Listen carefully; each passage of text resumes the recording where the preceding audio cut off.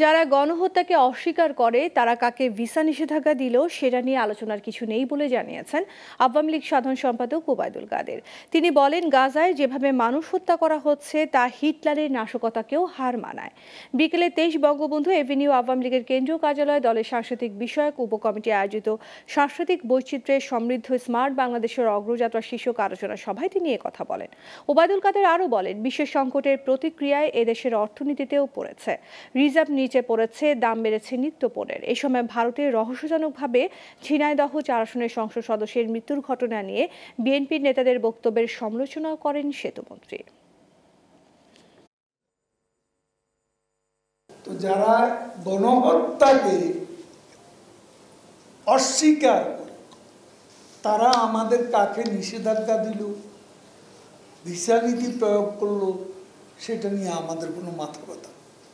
আমি পরিষ্কার বলতে চাই, সেনাবাহিনী চলে তাদের নিজেদের নিয়ে।